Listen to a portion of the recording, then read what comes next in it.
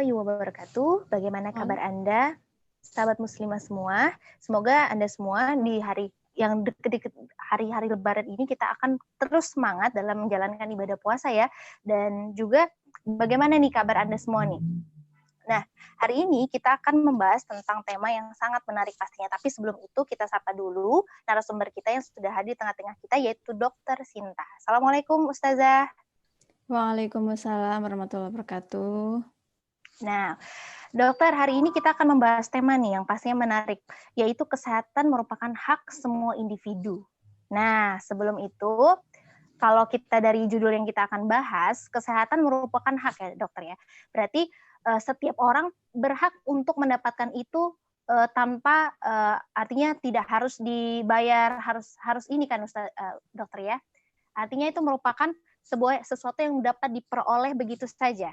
Nah, apa nih? Mungkin dokter bisa menjelaskan nih latar belakang daripada judul yang kita angkat sore hari ini. Silakan, dokter. Ya, baik. Sahabat muslimah yang dirahmati Allah, kali ini kita bahas tentang kesehatan ya. Kesehatan adalah hak setiap individu gitu ya. Kalau kita melihat kenapa kita bahas gitu ya, karena pasti ada alasannya gitu ya, di mana saat ini dunia sedang mengalami wabah ya kan, wabah yang ya hampir merata di seluruh dunia lah mengalami wabah itu, yaitu COVID-19. Dan kita juga menyaksikan gitu ya tentang bagaimana penanganannya sebegitu serunya sampai kepada berapa korban yang jatuh gitu kan, yang meninggal sampai kepada tenaga kesehatan pun juga menjadi korban gitu ya. Dan ini menunjukkan bahwasanya kesehatannya adalah suatu hal yang penting untuk kita bahas gitu ya, karena faktanya tidak ya, bisa jadi tidak semua orang gitu ya, banyak yang mereka kesulitan untuk mengakses kesehatan tersebut gitu ya, karena ada keterbatasan, entah karena dia tidak terdaftar atau memang karena dia tidak memberikan kompensasi apapun sehingga dia tidak bisa mendapatkan layanan kesehatan yang sesuai atau yang diharapkan, seperti itu. Oke. Apalagi di masa sekarang ini kan memang, kesehatan itu, dia dianggap seperti jasa ya, jasa yang diharapkan manfaatnya ketika orang sakit, maka dia ingin berobat. Nah, proses berobat dia itu dianggap sebagai jasa dan, paradigma di saat ini jasa itu harus dibayar gitu Iya, ya. betul Jadi banget, dokter. ketika dia Mhm. ingin mendapatkan layanan kesehatan, kalau mau bagus, ya harus berani bayar lebih dong, gitu. Tapi kalau Mhm. kalau, mau gratisan, ya berarti ya ala kadarnya kan seperti itu. Iya. Itu yang terjadi sekarang, gitu. Iya, Dok. Karena memang ketika kita berbicara fakta nih, bahkan pelayanannya luar biasa, di samping biaya yang semakin hari semakin tinggi gitu kan ya. Iya, Kadang kalau ketika kita mau daftar terus kita menunggak saja gitu, kita tidak diterima. Itu karena iya, sempat sharing juga nih sama, salah satu kerabat yang dia itu bahkan ya harus melunasi dulu, padahal kan keadaannya mhm. bisa jadi lagi parah tuh, Dok. Iya, Masya Allah. lagi darurat. Tapi, nanti ya rumah sakit kan juga mikirin nanti yang menanggung biayanya Iya, siapa, gitu. heeh, Jadi kalau tidak jelas yang penanggung siapa, ya rumah sakit nanti khawatir ketika dia sudah mengeluarkan biaya, nanti yang heeh. akan mengembalikan biaya itu siapa, Siapa? seperti Oke. itu, ya. Ketika Mhm, ada yang orang lain yang mau menanggung, ya udah saya yang nanggung. Nah, mungkin nggak mhm, masalah pakai biaya mhm, mandiri gitu, tapi mhm. kalau dia, nggak ada yang menanggung, nanti siapa? Apa Iya, harus mhm, apa yang bisa digadaikan gitu, tidak kan juga tidak bisa semudah itu gitu. Ya dan, iya, apalagi ada berita yang cukup menyedihkan, mmm, menyakitkan, memiris hati gitu ya mhm, di tengah, masa masa sulit ini, mhm, di mana orang juga mengalami kesulitan ekonomi, terus juga berbagai tekanan, mhm. pemerintah justru, ingin menaikkan kembali gitu ya Betul, BPJS. mhm, Padahal kemarin itu, sempat dibatalkan oleh Mahkamah Agung, tetapi mhm, dari pihak pemerintah, ingin ngebet gitu, ingin menaikkan mhm, kembali, mhm. iurannya gitu, Iuran, iuran per premi ya? bulannya, Mhm, preminya seperti mhm, itu. dengan alasan kondisi keuangan BPJS yang, mengkhawatirkan lah gitu, yang Mhm. menyulitkan gitu, jadi ingin dinaikkan. Nah ini kan membuat masyarakat semakin, ya Allah gitu ya, Mhm. semakin sedih gitu, semakin Seperti iya, berat gitu mhm, ya. seperti sudah jatuh tertimpa tangga ya nih, Dok, ya? Ya, Masya Allah, tabrak kita memang mobil. Jadi bertubi-tubi karena permasalahannya itu nggak nggak cuman dari segi mhm, ekonomi, ada yang di PHK betul, kan gitu kan, mhm, di-PHK. betul, Terus mhm, mungkin, dari segi, sekolah mungkin sekarang tuntutannya lebih, dulu cukup nganter betul, anaknya sekolah, sekarang mungkin mhm, sekolahnya online, butuh tambahan kuota, tambahan biaya, seperti itu. mhm, mhm, Tambah lagi mungkin nanti, untuk makan nyarinya dari mana, karena, mhm, penghasilan juga semakin sulit, bisa jadi apalagi sebentar lagi, mau hari raya, bisa jadi harga mhm, barang pun juga meningkat, naik, seperti itu. Jadi ya, ada banyak tekanan, apalagi ditambah lagi dengan, tambahan biaya, ya itu juga ya semakin memberatkan masyarakat, seperti iya, itu. Dok. Oke, Dok. Dengan fakta yang terjadi di tengah-tengah masyarakat hari ini, dengan dinaikannya premi, kemudian kita memang lagi dalam, kondisi ekonomi yang sulit gitu kan ya, eee, ada pameo, sampai seperti ada pameo yang mengatakan bahwasanya orang miskin itu dilarang sakit nih, Dok, gitu ya. Seolah-olah kenapa? Karena fasilitas yang, didapatkan oleh orang yang mau misalkan, merujuk ke rumah sakit tuh kadang ditolak, yang faktanya seperti itu. Sampai seperti Iya. itu ya, Dok, ya? Masya Allah. Iya, karena, ya tadi ketika miskin, kalaupun dia terdaftar gitu ya, Mhm, terdaftar menjadi orang yang dibantu gitu kan oleh mhm, pemerintah, maka, pelayanannya kan juga ada batasan mhm, gitu. mhm, Ketika dia membutuhkan misalkan CT scan, nah itu kan juga harus ada kuotanya. Ketika umum mhm, mungkin antriannya lebih pendek, tapi kalau itu, kelas 3 misalkan, maka itu antriannya pasti lebih panjang gitu. Jadi, mmm, ketika misalkan dia sakit kanker ya, kanker itu kan mhm, sungguh butuh biaya sangat besar gitu ya, mhm, cuci darah terus ya, Dok, ya? nggak kanker loh, bukan Eh, gagal ginjal.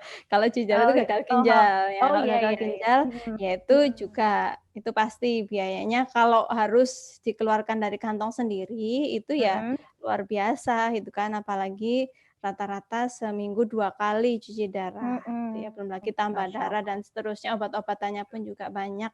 Jadi, bagi yang miskin memang kalau bisa sehat, tetapi orang miskin justru dia rentan sakit gitu, karena apa? mhm, Karena, secara gizi bisa jadi kurang terpenuhi.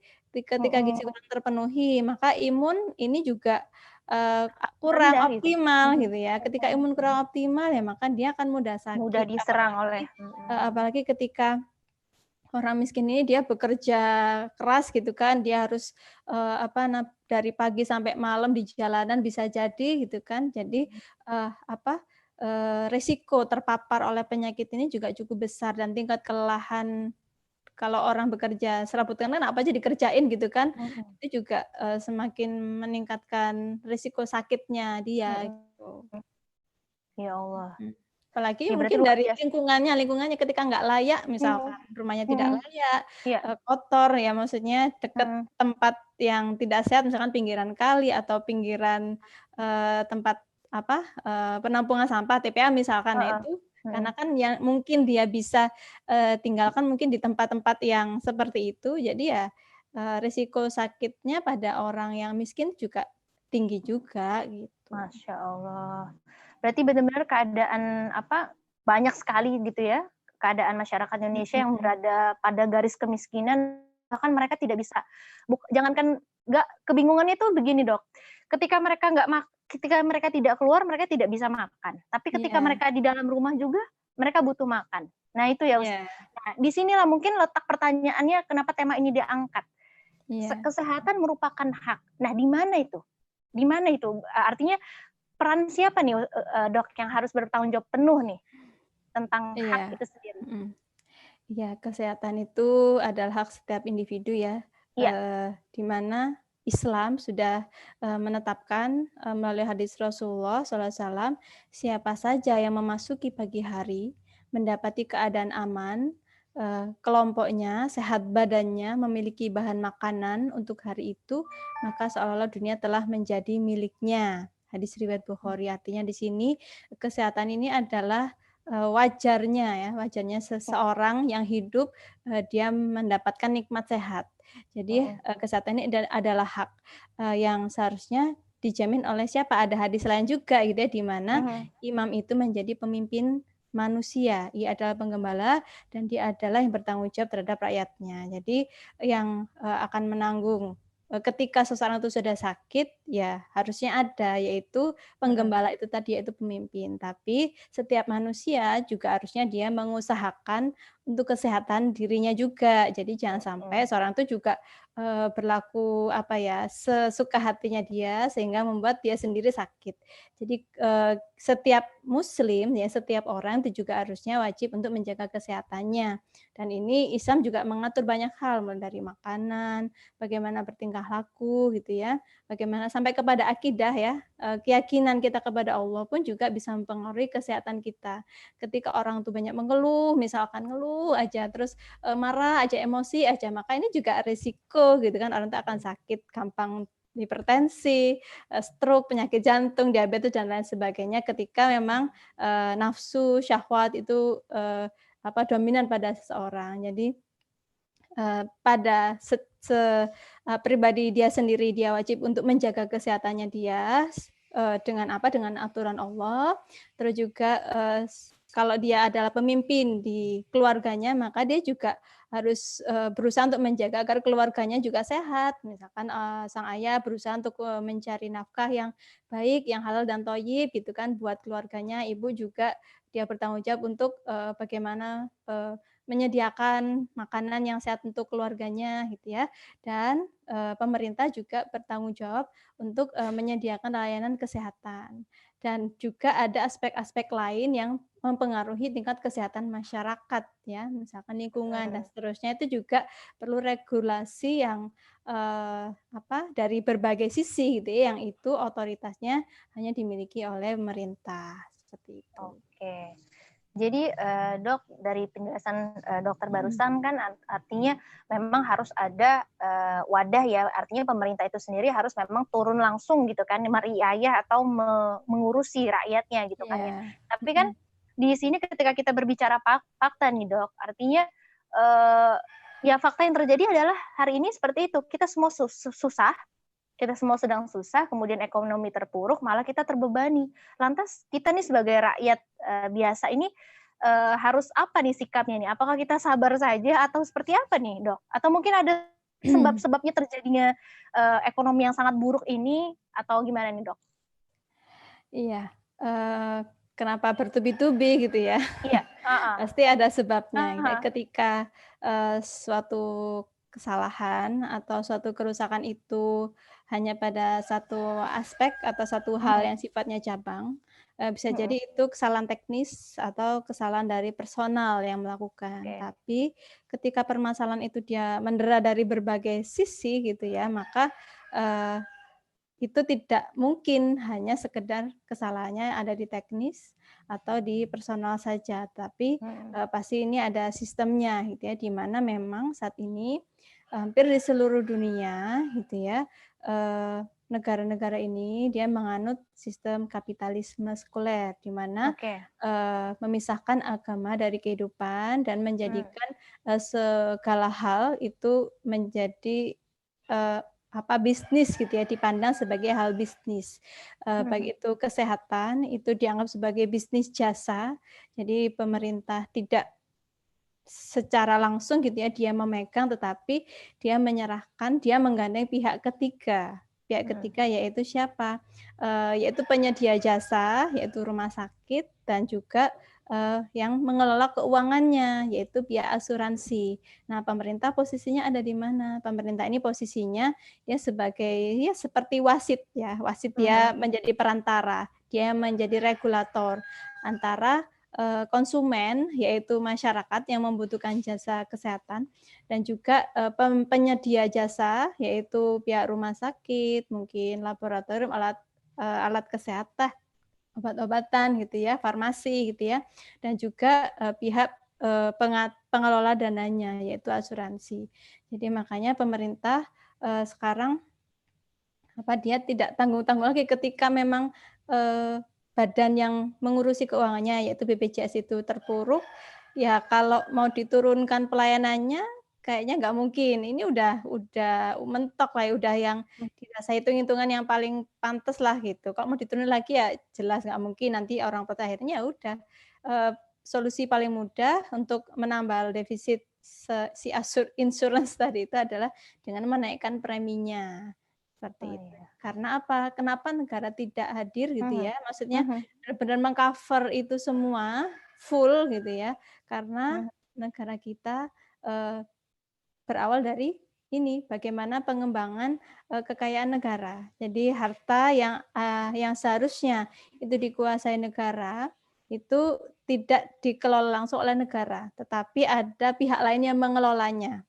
Oke. Yaitu dengan dalih kontrak karya gitu ya, kita Mhm, bisa, lihat itu ada bermacam-macam kontrak karya, mulai dari pertambangan mineral, batu bara, minyak, gas, bahkan mhm, emas gitu ya, eee, mhm, itu bilangnya kontrak karya, tetapi mhm, pada hakikatnya bukan seperti orang ngontrak gitu ya, ngontrak itu kan nunut terus habis itu, waktunya habis ya dia pergi, keluar, tetapi oke. tetapi, faktanya adalah ini adalah eksploitasi. Jadi, kekayaan alam yang dimiliki oleh negeri kita itu ada yang orang lain yang mengeksploitasi sehingga, yang bisa masuk ke kas negara itu menjadi sangat tidak optimal, sangat sedikit sekali gitu. Mhm, Otomatis ya dari iya, mana uang gitu kan untuk membiayai kesehatan, karena memang mhm. untuk biaya kesehatan ini nggak sedikit kan, pasti jumlahnya sangat besar gitu. Oke, Masya Allah berarti Jadi kaitannya heeh, heeh, terkait dengan hak ini semua, jadi sistemik ya, Dok, iya. ya? Kenapa Heeh, karena pemerintah tidak bisa mengizinkan iya eksploitasi itu betul, juga karena dia mhm, ada kontrak politik juga gitu ya, Masya di dalam Allah, urusan politik, yaitu ketika masa iya. pemilihan, jadi saling terikat semuanya Terikat ya. gitu. Dan ini yang tidak diketahui oleh masyarakat Indonesia pastinya ya. Di sebagian besar Iya, masyarakat yang mereka iya, hanya mhm, melihat permukaan saja Dok, tapi tidak tahu akarnya itu seperti apa. Nah, cukup menarik iya. nih Dok ya. Namun kita sayang nih kita harus break sejenak ya. Baiklah sahabat muslimah semua, jangan kemana-mana. Nanti setelah ini insya Allah kami akan melanjutkan setelah yang satu ini.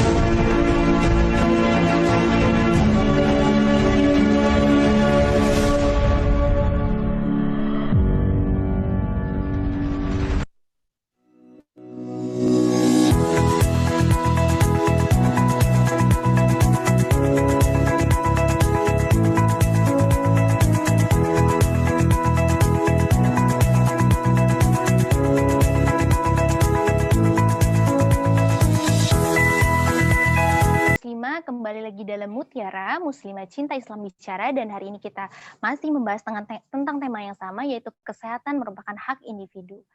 Nah, Dok, kita lanjutkan nih pembahasan kita. Mhm. Tadi kan dokter sudah menjelaskan nih bahwasanya tidak terlaksananya hak ya bagi hak kesehatan untuk seluruh masyarakat Indonesia disebabkan itu tadi adanya korpotokrasi, ya artinya kerjasama pemerintah dengan pihak asing, sehingga ada intervensi, begitu ya dok ya? Ya, pihak swasta ya. Ya, Asing juga bisa sih. iya seperti itu ya. Nah, mungkin kita jadi penasaran nih dok, gitu loh. Kalau ketika misalkan, apakah ketika tidak ada lagi intervensi dari asing atau pihak swasta, apakah kita akan senantiasa sejahtera atau seperti apa? Ada jaminan nggak dok? Kita pasti akan semua sehat atau seperti apa? Iya, baik, Mbak Vita dan juga para sahabat muslimah yang dirahmati Allah, ya tentang ketika ya kembali lagi sih karena tadi Mhm, kesalahannya ada di sistem, maka Ya, sistemnya harus diubah. Tidak cukup hanya sekedar memperbaiki tambal sulam kebijakan yang ada. Karena kalaupun ditahan, misalkan kenaikan iuran BPJS tadi Mhm, ditahan, ya suatu saat ya pasti akan naik lagi gitu. mhm, Dan apa pemerintah pun juga berusaha untuk berniat ya, berniat mhm, untuk mengurangi subsidinya kepada penerima bantuan iuran tadi. Jadi memang mhm, ya seperti mundur-mundur cantik lah gitu untuk dari lepas dari tanggung jawab seperti itu. Nah, saya ingin lebih menjelaskan kepada bagaimana sih Islam mhm, gitu ya, Islam. Karena iya, ini yang justru penting untuk kita pahami gitu ya. Kan tadi Mbak Vita juga bertanya, terus apa mhm, nih yang bisa kita lakukan kan gitu? Apakah mhm, pasrah gitu ya atau iya atau kita melakukan bersabar sesuatu saja, ya, atau bersabar saja. Nah, kalau heeh, sabar itu pasti ya, sabar iya, itu dalam banyak hal. Sabar itu, apa, di dalam ketaatan kepada Allah gitu ya, atau mhm, menghadapi qada ketika memang kita udah sakit ya kita harus ridho terhadap itu. Ketika, ada kemaksiatan ya bentuk sabarnya bukan berarti pasrah gitu ya, tetapi, sabar ketika kita menghadapi kezaliman ya artinya kita mhm, berusaha untuk, mengubahnya. Ketika mhm, memang, di sini ada yang melakukan kesalahan, maka kita berusaha mengingatkan kepada pihak yang bersalah tadi gitu ya. mhm, Karena, kan kita ini rakyat, pemerintah sebagai pemimpin ya, maka mhm, kewajiban kita sebagai rakyat ya kita berusaha untuk memberikan kesadaran, kita mengingatkan pemerintah agar tidak zolim. Kan kita, pengennya kita sama-sama sejahtera, kita pengennya sama-sama diridhoi Allah. Jadi, mhm, maksud di sini ketika kita mengkritik kebijakan pemerintah bukan berarti kita benci, tetapi justru karena kita sayang kepada peduli ya, pemerintah, mhm, kita peduli gitu, kita nggak pengen, masuk neraka kan mereka itu, kasihan. mhm, Kita pengennya kita sama-sama sejahtera dan nanti masuk surga bareng-bareng, pengennya kan mhm, seperti itu. Nah, jadi apa yang perlu kita sampaikan adalah bagaimana sih, paradigma Islam, di dalam, menangani kesehatan. mhm, Ya, jadi yang pertama, dari individu dulu gitu ya, individu itu, dia harus memahami syariah karena, dengan pengaturan syariah terhadap individu itu bisa, membuat orang itu sehat gitu ya. Yang pertama dari makanan, makanlah yang halal dan thayyib ya, jadi tidak berlebihan juga, mhm, artinya itu akan menjaga, setiap apa yang masuk ke tubuh kita itu akan menentukan bagaimana derajat kesehatan kita. Ketika yang kita mhm, masuk ke tubuh kita adalah suatu hal yang baik, yang halal insya Allah nanti kita akan sehat. Lalu juga, bagaimana perilaku gitu ya, perilaku itu tadi tidak emosi gitu ya, karena Islam mengajarkan untuk, menyandarkan semua kepada Allah. Ketika ada sesuatu ya tidak mudah terpancing emosi gitu ya, karena kita ingat, "La taghdab walakal jannah," jangan marah bagimu surga. Jadi ketika orang itu lebih stabil emosinya, tidak mudah marah, tidak mudah terlalu sedih, maka insya Allah juga, imunnya akan bagus, ya akan tahan dari, lebih tahan dari, penyakit, nah seperti itu. Lalu juga, eee, Islam juga menyelenggarakan bagaimana, penataan ya, penataan itu, mhm, eee eee, najis itu tidak boleh, ada di sembarang tempat karena itu bisa namanya najis dia berpotensi ada bakteri di situ. Sehingga ketika orang itu hidupnya suci ya, maka insya Allah dia akan, lebih terhindar dari kuman-kuman, seperti itu. Dan juga, dari sistem juga penting gitu ya, di mana karena sistem ini memegang peran yang paling besar. Karena, iya, sistem itu negara gitu ya, negara itu dia memiliki, berbagai perangkat, yang bisa mendukung, terjaminnya kesehatan. mhm, Ya, eee, ketika saat ini wabah gitu ya, maka kita ingin juga membandingkan bagaimana, perbandingan antara Islam dengan kapitalis juga gitu, biar mhm, terasa gitu kan bedanya. Ketika pertama dari fungsi negara ya, fungsi negara kalau dalam kapitalisme itu dia sebagai regulator, untuk siapa? Untuk kepentingan operator atau, pihak-pihak yang, bermain di situ, pihak-pihak yang berbisnis gitu ya. Sedangkan dalam Islam, pemerintah itu harusnya negara itu harusnya berfungsi sebagai roin. Roin itu iya, penggembala, ya penggembala di mana penggembala itu dia adalah seseorang yang diberikan mandat oleh sang tuan gitu ya untuk mhm, menggembalakan ternaknya. Penggembala itu tidak akan berani untuk menyakiti atau mengeksploitasi ternak tadi. Misalkan dia mhm, perah susunya, terus dia jual susunya gitu. Karena dia hanya penggembala, dia bukan pemiliknya. Dia sudah Oke. digaji oleh pemiliknya, dan dia akan mempertanggungjawabkan hasil pekerjaannya. Jadi para pemimpin kita itu akan mempertanggungjawabkan pekerjaannya juga di hadapan Allah gitu ya. Kita sebagai rakyat di kebalakannya ya tugas kita yang mengingatkan mereka jangan sampai mereka akan mendapatkan murka Allah nantinya. Lalu juga Oke. ketika urusan pembiayaan gitu ya, maka di dalam kapitalisme akan sangat dominan yang namanya asuransi ya. Asuransi ketika tidak cukup uang, maka tidak sungkan untuk berhutang. Dan hutang ini yang akan melanggengkan penjajahan terhadap negeri kita. Seperti yang sudah terjadi. Kita setiap tahun APBN itu menganggarkan untuk membayar hutang gitu kan, yang nggak habis-habis. Sedangkan kalau dalam Islam, biayanya itu diambil dari Baitul Mal.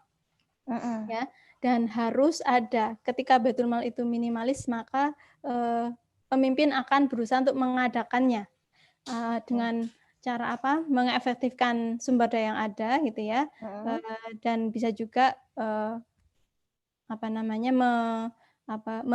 mengkoordinir dari masyarakat ya kepada umat Islam gitu ya untuk membantu pembiayaan tadi, tapi tidak berhutang ke luar negeri.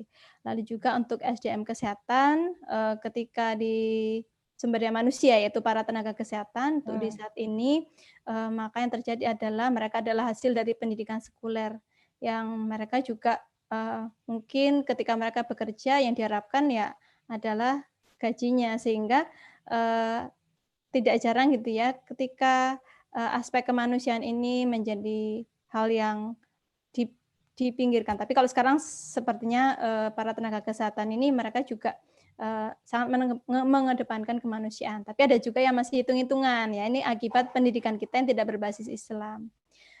Sedangkan dalam Islam itu pendidikannya berbasis Islam sehingga para tenaga kesehatan adalah orang yang ikhlas, yang profesional, sekaligus juga mereka karena apa? Karena mereka sekolahnya dibiayain oleh negara. Ketika sekolahnya sekarang membayar kan, sekarang banyak sekali membuka fakultas kesehatan gitu kan, baik itu mulai dari dokter, perawat, bidan dan seterusnya. Maka ketika lulus ya wajar ketika mereka berusaha untuk balik modal seperti itu. Dan juga Kayak perdagangan nih, Dok ya? iya namanya kapitalis kan, semua diperdagangkan, termasuk pendidikan itu juga bagian dari jasa yang diperdagangkan. Jadi ketika profesional, maka dia berusaha untuk mengembalikan lagi modal yang sudah dia keluarkan. Itu mindset yang dibentuk gitu. Mental pedagang ya, Dok ya, Masya Allah. Luar Iya, biasa. iya. Nah, sedangkan di bidang teknologi, teknologi ini juga diserahkan kepada perusahaan gitu. Bagaimana perusahaan farmasi silakan gitu. Yang mau dagang vaksin, yang mau dagang obat gitu ya dipersilahkan. Jika memang pemerintah mengerahkan segala sumber daya, maka ya di Indonesia ini saya rasa sangat banyak orang yang mampu ya, orang pintar itu mampu, terus juga bahan-bahan baku untuk penelitian kita juga sangat lengkap, mulai dari tanaman atau dari bahkan sampai kuman-kuman pun kita tuh kaya. Jadi kalau mau penelitian terhadap segala macam penyakit itu, insya Allah bisa lah di Indonesia ini. Tinggal pemerintahnya mau gelontorin dana atau enggak. Gitu. Masanya di situ kembali kepada politik industri gitu ya, politik bagaimana negara itu memprioritaskan ketika negara itu prioritas dengan kesehatan, maka ya dia akan mengerahkan segala upaya gitu ya untuk kesehatan ini gitu. Ketika ada peneliti di UNER misalkan mereka berlomba untuk menemukan vaksin. Peneliti di daerah mana berlomba untuk menemukan tes yang paling cepat dan efektif atau di penelitian di sebelah mana dia berusaha untuk menemukan ventilator yang paling murah dan mudah dibikin gitu ya. Ya seharusnya pemerintah optimal dong dengan mereka-mereka sudah mencurahkan ilmunya gitu. Jadi bukan malah membiarkan mereka berjalan sendiri-sendiri, mencari sponsor sendiri-sendiri gitu, seperti itu. Ya, jadi di sini sangat butuh negara yang berfungsi sebagai roin atau junah yaitu Islam, seperti itu. Karena ya rakyat itu adalah amanah gitu ya, amanah yang akan dimintai pertanggungjawaban di dunia mungkin nanti bagi yang mengadili, di akhirat itu pasti gitu ya. Dan justru pengadilan di akhirat itu jauh lebih besar gitu pertanggungjawabannya. Nah, ini jadi ada pertanyaan nih, Dok ya. Tadi kan dikatakan bahwasanya kalau pemerintahan Islam itu mereka memiliki Baitul Mal tersendiri. Nah, dari situ. Baitul Mal itu memang terkumpulnya dari mana nih, Dok? Jadi penasaran juga, apakah kita juga bisa nih buat Baitul Mal sendiri, kemudian diambil dari dana-dana apa gitu, Dok? Iya, yang pasti Baitul Mal itu sangat berbeda dengan lembaga zakat infak sedekah yang ada sekarang ya. Monoton sebuah bangunan ya, tapi yang pasti dia ada pencatatan, ada ada aktivitas pencatatan di situ, baik itu aset-aset yang dimiliki oleh negara ataupun kepemilikan umum ya. Kepemilikan umum itu yang harusnya dia manfaatnya kembali kepada masyarakat ya. Dan yang jumlahnya paling besar itu adalah kepemilikan umum ya. Kepemilikan umum kita kembali kepada hadis Rasul di mana kaum muslimin itu berserikat dalam 3 hal ya. Berserikat dalam 3 hal yaitu air, api, dan padang gembalaan. Air di sini adalah segala sumber daya air yang sifatnya itu tidak mungkin dimiliki oleh seseorang. Contohnya adalah lautan, sungai, danau gitu ya. Maka itu tidak boleh dimiliki seseorang, apalagi kalau laut itu sumber dayanya banyak kan ikan ataupun kekayaan ada di dalam laut, maka itu seharusnya manfaatnya bisa dirasakan oleh rakyat gitu ya. Baik itu secara langsung nelayannya gitu ya ataupun negara yang mengelola masalah kelautan tersebut. Terus juga api di sini maknanya adalah sumber daya energi ya, di mana sumber daya energi ini yaitu minyak bumi, batu bara, gas alam, panas bumi. Ini Indonesia ini sangat kaya sekali, dari Sabang sampai Merauke kita punya sumber daya energi tersebut. Dan di sini dan juga padang gembalaan. Padang gembalaan ini adalah contohnya hutan ya. Sumber daya hutan ini juga luar biasa, sangat besar, tapi sayangnya sekarang diberikan hak guna usaha kepada swasta sehingga dirusak oleh mereka menjadi perkebunan yang mereka inginkan dan itu merusak ekosistem gitu ya. Wah, Masya Allah. Dan ya, dan juga di sini meskipun ada yang tidak masuk ke kategori air, api, dan padang gembalaan, contohnya ada tambang-tambang mineral yaitu besi gitu ya, emas, perak, dan seterusnya, maka ketika jumlahnya ini tidak mungkin dimiliki oleh individu ya. Jadi kalau dimiliki individu akan menghalangi orang lain, menghalangi orang banyak untuk memanfaatkannya. Maka pertambangan ini juga tidak boleh dimiliki oleh seorang. Artinya ini adalah milik umat yang umat itu harus merasakan manfaatnya. Dan negara ini sebagai wakil dari umat yang mengelolanya, nanti manfaatnya, keuntungannya akan dikembalikan kepada rakyat seperti itu. Dan juga ada pemasukan negara gitu ya, baik itu berupa zakat juga. Zakat akan dikelola secara terpusat gitu ya, secara terpusat. Jadi diketahui semua pemasukannya oleh khalifah gitu ya, karena nanti pendistribusiannya juga tidak cuma di dalam provinsi saja, tetapi antar provinsi gitu ya, pokoknya selama masih menjadi wilayah dari negara, maka zakat itu akan didistribusikan. Ya kalau sekarang kan kita zakat ya untuk orang-orang kita aja di sekitar kita. Tapi kalau terpusat maka itu bisa disalurkan kepada daerah yang membutuhkan, yang memang banyak mustahiknya. Dan masukan yang lainnya lah banyak. Wah, ini Ustazah, oke Dok. Banyak sekali berarti ya sumber pemasukan daripada Baitul Mal itu sendiri kalau ketika kita berada di sistem yang itu adalah sistem Islam. Nah, makin menarik nih Dok ya. Namun sayang kita harus break sejenak. Baiklah sahabat muslimah semua, insya Allah kita akan balik lagi dalam acara yang sama yaitu Mutiara, tapi setelah yang sama. Sesungguhnya dakwah adalah mahkota kewajiban. Tanpa adanya dakwah, berbagai kewajiban lain mustahil dapat dijalankan dengan baik oleh seluruh kaum muslimin.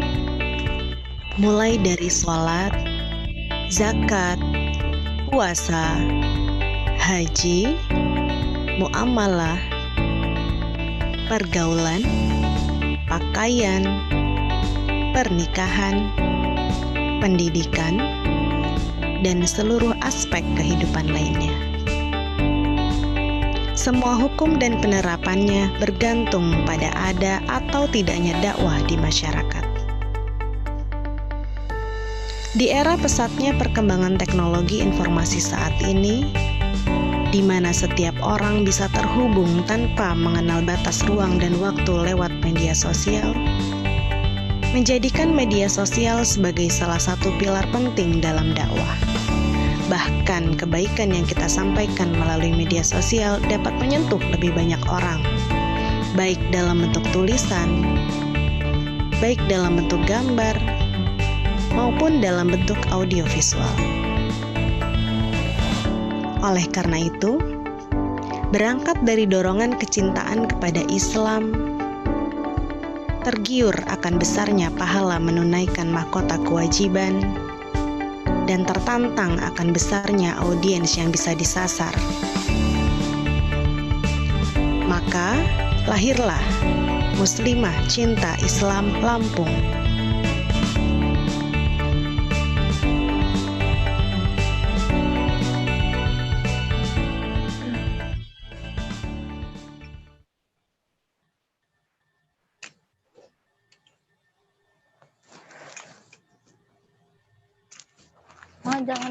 Jangan mondar-mandir dulu ya.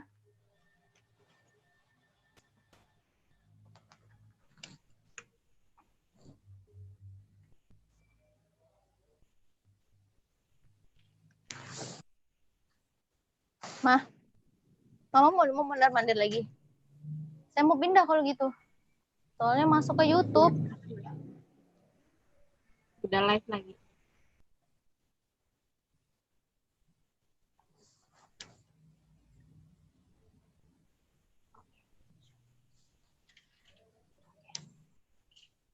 Nah, baiklah sahabat muslimah, kita kembali lagi dalam acara Mutiara, Muslimah Cinta Islam Bicara, dan kita masih membahas tema yang sama, yaitu hak kesehatan bagi setiap individu.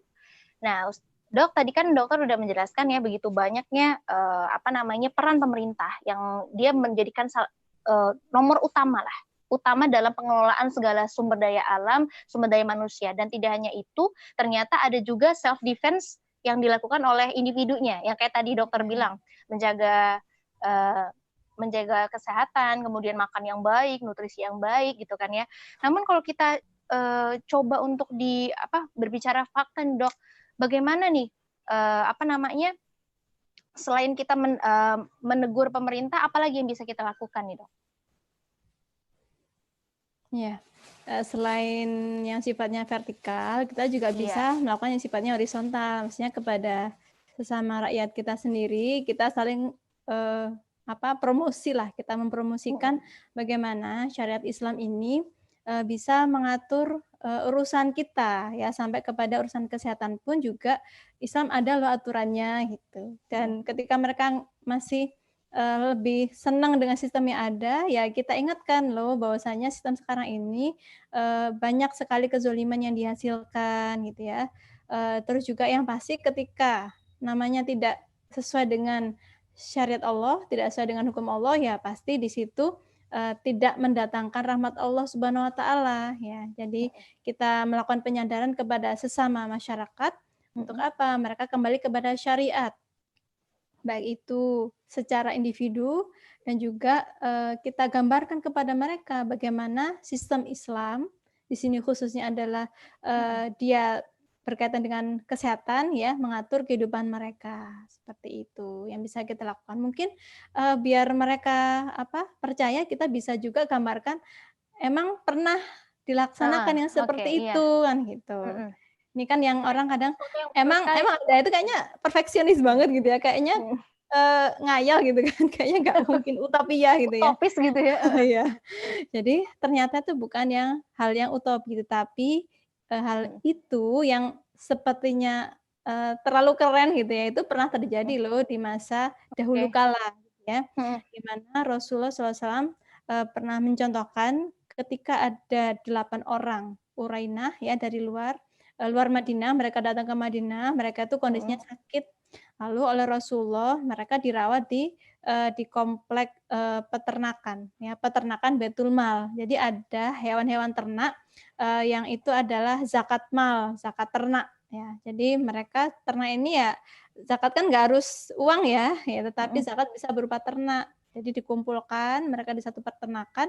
Jadi mereka yang sakit ini dirawat di sana diberikan susu yang terbaik, mungkin diberikan makanan yang terbaik di situ. Jadi artinya peran pemerintah besar gitu ya. Meskipun Rasulullah kan juga ibaratnya negara baru gitu ya, bukan masih belum besar banget gitu ya. Tapi Rasulullah bisa tuh melakukan upaya riayah atau mengurusi rakyatnya tadi.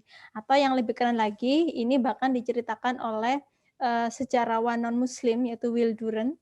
Di dalam bukunya The Age of Faith gitu ya, disebutkan di situ ada rumah sakit Al-Mansuri ini tahun 683 Hijriah atau 1284 Masehi, itu di Kairo, itu melakukan pengobatan secara gratis gitu ya, bagi pria, wanita, kaya, miskin, jadi tak ada kelas, jadi semua berhak mendapatkan ya, tidak pandang bulu. Kalau sekarang kan milih-milih yang miskin aja, yang kaya bayar sendiri dong gitu. Kalau dalam Islam tidak, miskin atau kaya mereka mendapatkan jaminan, bahkan budak atau merdeka. Ya, budak pun ketika ada yang sakit ya dirawat gitu. Nggak harus ini cukup menarik nih dok.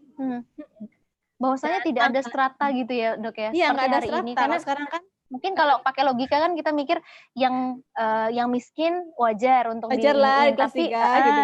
Tapi yang kaya ya bayar dong, kan dia punya kelebihan. Tapi ternyata di dalam sistem Islam yang unik itu tadi justru semua dapat ya dok ya. Iya, semua dapat karena Islam juga tidak membedakan manusia kan gitu. Bahwasanya manusia yang mulia itu bukan derajatnya, bukan dia merdeka atau budak, bukan laki-laki atau wanita, kaya miskin, tetapi ya kan ketakwaannya, dan derajat itu hanya ada di sisi Allah saja, ketakwaan itu. Tapi secara fisik itu manusia itu ya sama saja gitu derajatnya. Jadi ya pelayanan itu harus disamakan pada semua orang, karena ya namanya orang sakit ya, setiap orang sakit itu pasti butuh yang nyaman gitu. Nggak mungkin orang sakit itu mau kamarnya tuh desekan ya, itu ya lama nanti sembuhnya gitu. Dan juga saya ingin melanjutkan yang tadi di rumah sakit Al-Mansuri tadi tidak hanya dirawat saja, tetapi mereka juga dikasih uang saku. Jadi pasien yang pulang tadi itu namanya orang baru sakit kan bisa jadi dia nggak bisa langsung bekerja, masih pemulihan dulu gitu, nyegerin badannya dulu, maka diberikan uang saku selama dia masa pemulihan gitu. Jadi dia nggak harus besok langsung kerja gitu, nggak, tapi masih dikasih waktu. Ya, terus ada juga karena di sistem Islam adalah SDM-nya adalah orang yang bertakwa. Jadi di sini ada Dr. Abu Bakar Muhammad bin Zakaria Ar-Razi di masa kekhilafan Abbasiyah itu dia berniat untuk menyembuhkan semuanya gitu ya. Dan dia memotivasi semua pasiennya gitu ya. Ya kalau perlu ya digratiskan gitu. Dan bahkan para dokter atau para orang kaya saudakar itu mereka tidak segan untuk mewakafkan hartanya untuk dibuat rumah sakit. Kalau sekarang orang kaya invest dong untuk bikin rumah sakit agar mereka bisa meningkatkan pemasukan gitu. Tapi kalau di zaman Islam, maka rumah sakit itu ya sifatnya sosial memang gitu, bukan untuk menjadi bisnis gitu. Seperti itu. Jadi sampai ada petugas motivator keliling juga di rumah sakit di masa Islam. Jadi bagian sakit itu dikasih motivasi. Kalau sekarang kan ada sih memang organisasi yang mengadakan motivasi itu. Tapi ini kan inisiatif sekelompok orang. Tapi ini memang ada gitu di dari program rumah sakit tersebut seperti itu. Jadi ya luar biasa. Apalagi kalau kita lihat di khalifah-khalifah yang lain juga seperti itu. Bahkan rumah sakit yang ada di zaman Islam itu menjadi prototipe ya, menjadi contoh di Barat ya. Mereka mencontoh bagaimana membangun rumah sakit itu yang bangunannya itu bagus. Jadi kayak tempat wisata. Ya, tamannya itu keren. Jadi bukan rumah sakit. Kalau kita kan ke rumah sakit kita jenguk orang, rasanya masuk sini kayaknya tambah sakit deh. Horor gitu ya. Ya. Kalau ini seperti taman impian gitu ya. Iya, justru di situ image-nya adalah rumah sehat. ketika masuk situ Oke. jadi seger.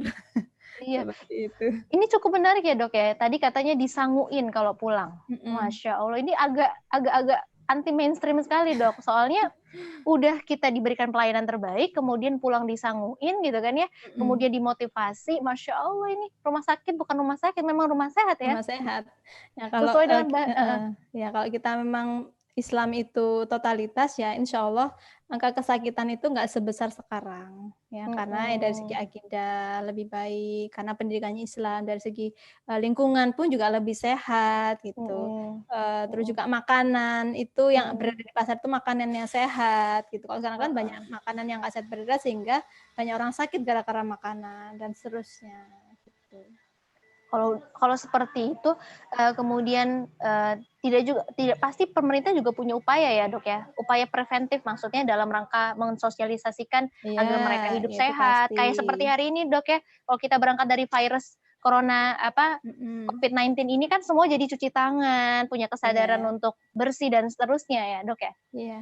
Dan nggak cuman sosialisasi ya, tapi Heeh, sampai kepada memastikan bahwa masyarakat itu sudah menjalankan, protokol kesehatan tadi itu kalau mhm, sekarang, atau masyarakat sudah menjalani pola hidup bersih dan sehat. Jadi benar-benar dipantau gitu masyarakat itu sudah menjalankan atau belum. Tidak kalau cuma sekedar mhm, himbauan, ya udah selesai, promosi kesehatan ya udah gitu, mhm. kembali ke masyarakatnya masing-masing gitu.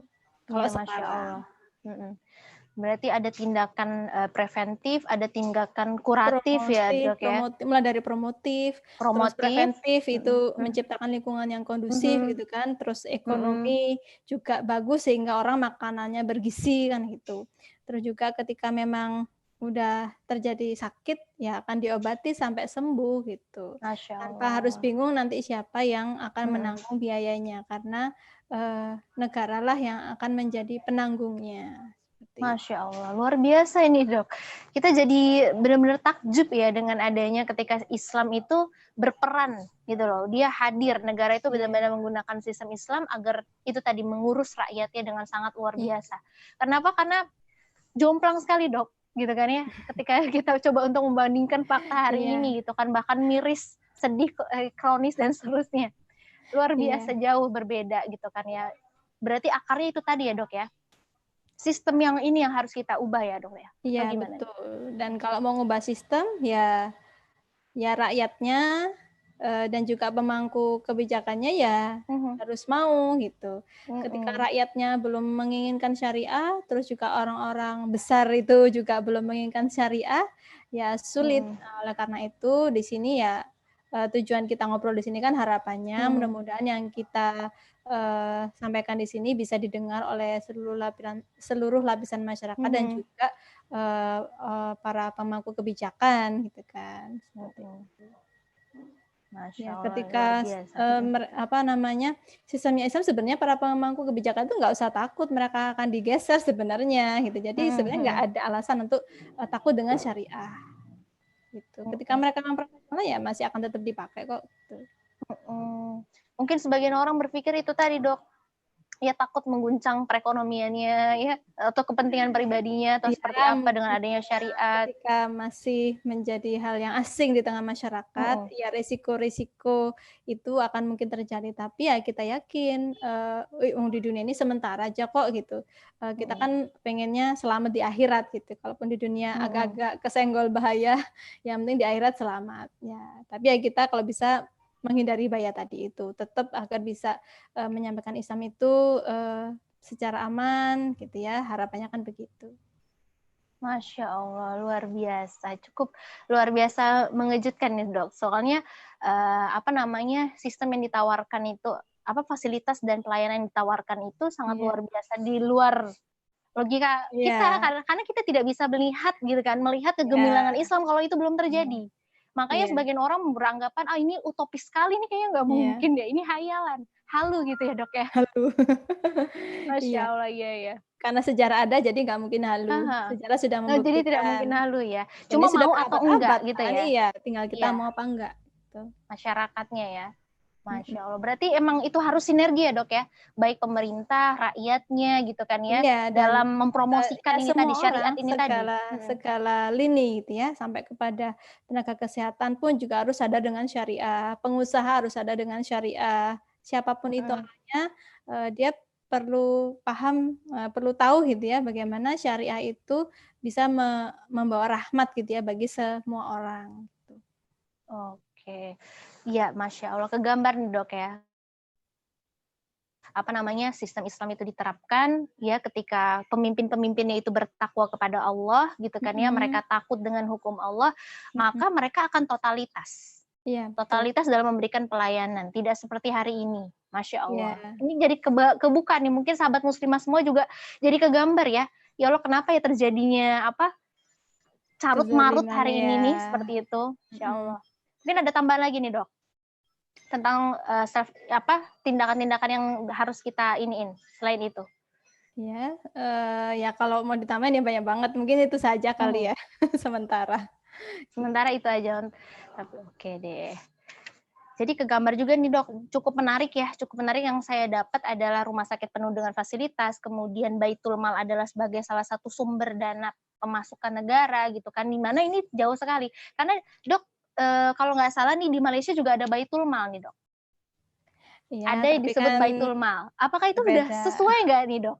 Dengan yang Ya Baitul konsepnya Mal ya versi berbeda syariah? lah, ya beda dengan yang ada gitu karena namanya Malaysia ya masih terikat dengan ini nation state-nya lah gitu. Oke. Dan tidak semua bisa berlaku.